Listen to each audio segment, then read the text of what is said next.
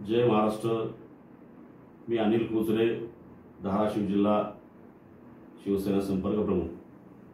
तुमच्या समोर यायचं कारण एवढं आहे की महाविकास आघाडीचा उमेदवार ओमराजे निंबाळकर या मतदारसंघातून ते उभे आहेत आणि निवडणूक काही क्षणावर येऊन थांबलेली आहे। म्हणून मी शिवसैनिक बांधवांना विनंती करतो की हा उमेदवार राष्ट्रवादी काँग्रेस त्यांचे काही इतर पक्षाचा तो उमेदवार आहे।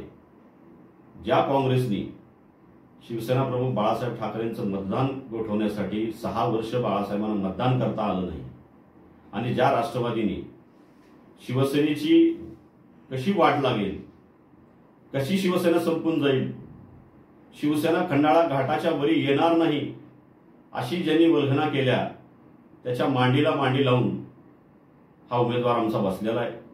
म्हणून बांधवांनो, शिवसेना प्रमुखांना खरी श्रद्धांजली वाहण्यासाठी आपण थोडंसं सतर्क होणं गरजेचं आहे।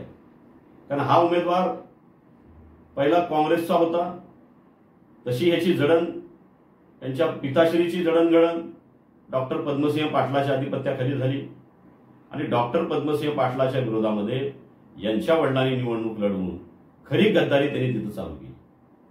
त्याच्यानंतर हे काँग्रेसमध्ये होते, परत शिवसेनेत आले आणि शिवसेनेत आल्यानंतर प्रत्येक वेळेला काँग्रेसची जी रणनीती असते किंवा काँग्रेसची जी पॉलिसी असते त्याप्रमाणे शिवसेनेमध्ये वागायला चालू केलं। 2009ला ते आमदार झाले।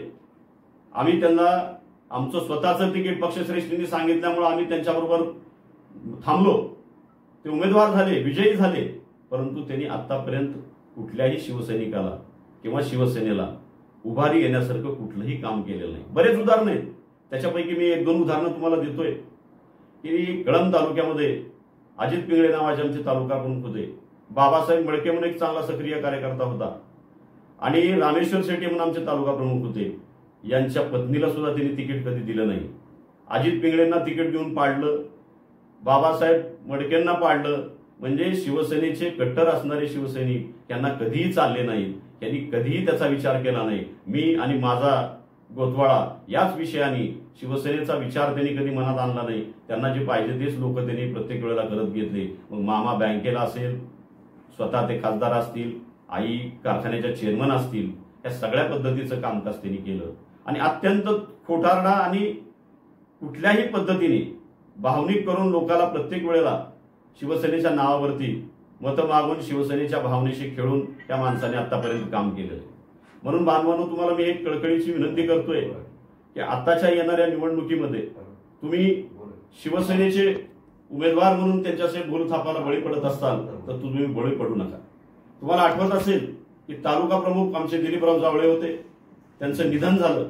त्याच्या आधी त्याच्या घरच्या लोकांनी त्यांना फोन केले, त्यांचा फोन त्यांनी कधी उचलला नाही। ह्यांनी कुणाचे फोन उचलले? जो तालुका प्रमुख शिवसेनेचं आयुष्य त्याच्यासाठी गेलं त्या माणसासाठी तुम्हाला एक फोन उचलून काही करता आलं नाही, त्या हॉस्पिटलला काही तुम्हाला मदत करता आली नाही। त्याचं दुःख निधन झाल्यानंतर सुद्धा तुम्ही त्याच्या घरी किंवा त्याला कुठलीही मदत केली नाही। ह्याच्या उपर तानाजीराव सावंत साहेबांनी त्याच्या घरी 10 लाख रुपयाची रोख मदत केली, त्याच्या मुलाला त्यांच्या बार्शीच्या इन्स्टिट्यूटला कायमस्वरूपीची नोकरी दिली। हे काम त्यांनी केलं। पण तुम्हाला कुठला नैतिक अधिकार आहे शिवसैनिकाला आता मतं मागायचा? मी खुद्दार आहे म्हणायचा? अरे तुमच्या एवढी तर गद्दारी कुणीच केलेली नाही। तुम्ही जेवढी गद्दारी केली ना शिवसैनिकाबरोबर आणि शिवसेना प्रमुखाबरोबर ते कुणीच केलेलं नाही। ज्या तुमच्या वडिलांच्या प्रकरणामध्ये आमचे शिवसेनेचे नेते दिवाकर रावतेंनी अख्खं विधान परिषदेचं सभागृह बंद पाडलं होतं, त्या माणसाला आम्ही पक्षश्रेष्ठी सांगितल्यामुळं 2-2दा एक आमदारकीचं परत एकदा खासदारकीचं तिकीट आणून त्यांना विजयी केलं, परंतु त्या माणसाने कुठल्याही प्रकारचं काम केलं नाही। म्हणून मी बांधवांनो तुम्हाला कळकळीची विनंती करतोय। उदाहरणं अनेक आहेत, फक्त एक लक्षात घ्या, ज्या माणसाने आपल्या शिवसैनिकाचा कधी झाला नाही, आपल्या शिवसेनेला कधी मदत केली नाही, शिवसेनेच्या पक्षाच्या कुठल्या कार्यक्रमामध्ये ध्येय धोरणामध्ये त्याने अग्रेसिव्ह होऊन काम केलं नाही, अशा माणसाला आपण कदापि मतदान करू नये। म्हणून तुम्हाला कळकळीची विनंती आहे, महाविकास आघाडीचा उमेदवार म्हणून तो समोर येतोय, प्रत्येक वेळेला भावनिक करतोय, परंतु आता वेळ आलेली आहे बांधवांनो। महायुतीचे उमेदवार राष्ट्रवादी काँग्रेस पक्षाच्या वतीने अर्चनाताई जगजितसिंह राणा पाटील यांच्या घड्याळ या चिन्हा पुढचं बटन दाबून तुम्ही त्यांना प्रचंड मताने विजयी करावं अशी एका शिवसैनिकाची तुम्हाला विनंती आहे. धन्यवाद. जय हिंद, जय महाराष्ट्र.